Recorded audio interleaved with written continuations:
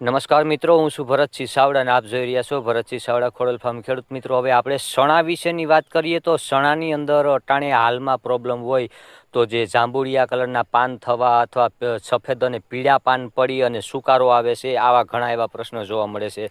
તો ખાસ કરીને મિત્રો મારે તમને બતાવવું છે કે આ જે સણા છે એને પાણી ઓછું મળે છે, એટલે કે ટૂંકમાં પારા ઉપર સણા છે, બરાબર. એટલે પારો છે, એટલે એ સણાની અંદર કોઈ જાતનો બગાડ નથી. તમે તમારી નજર સમક્ષ જોઈ શકો છો. અને ખાસ હું તમને હવે જે આમાં પસાટે પાણી વધારે ભરાતું હોય ને તેની અંદર શું પ્રશ્ન છે ને એમ હવે ખાસ મિત્રો હું તમને એમ કહું છું કે આ પછાટને હિસાબે અહીંયા થોડુંક પાણીનું ભરત વધારે રહેતું હોય છે. આ તમે જોઈ શકો છો. અત્યારે આ ચણાના જાંબુડિયા કલરના પાન પણ તમને જોવા મળતા હોય છે, બરાબર. આવા પ્રકારના ચણા થઈ જાય છે અને આને પાણી વધી જવાનો પ્રશ્ન પણ આમાં હોઈ શકે.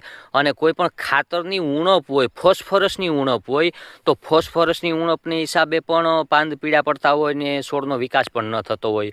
અને બીજા નેમોટેડનો નામનો રોગ છે, કૃમિ, બરાબર, એ મૂળની અંદર ગાંઠો થતી હોય તો એને હિસાબે પણ ચણાનો ગ્રોથ અટકી જાય ને આવા પીળા પડી જતા હોય, ખોરાક ન લઈ શકતા હોય. એટલા માટે થઈને એનો લક્ષણો તમે ખાસ ઓળખવામાં તો મૂળ ઉપાડીને જ ઓળખી શકો.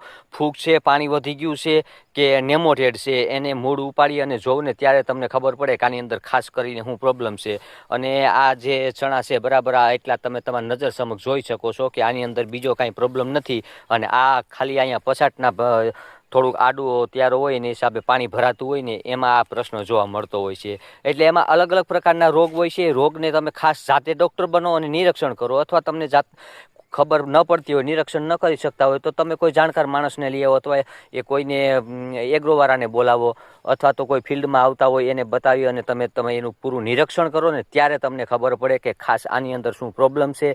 અને ઓછામાં ઓછો તમારે 20 દિવસ ચણાને પિયત આપવાનું નથી. ચણાને હાવ આરખુડા માણસો હોય એવા ખેડૂતોએ ચણાનું વાવેતર કરવું જોઈએ, તો જ તમારે ચણાનું ઉત્પાદન સારું મળે. ચણા બપોરે જરાક કાળા પડી જાય ને લાંઘો ખાવા વર્ગે ને ત્યારે ચણાને પિયત આપો તો કોઈ જાતનો વાંધો આવતો નથી. બાકી તમે વધારે પિયત આપશો તો પણ બગડશે. અને અમુક ફોસ્ફરસ ને ઝીંક, કોપર ને એવા કોઈ તત્વો ઘટતા હોય તો પણ આવા પ્રોબ્લેમ થાય છે.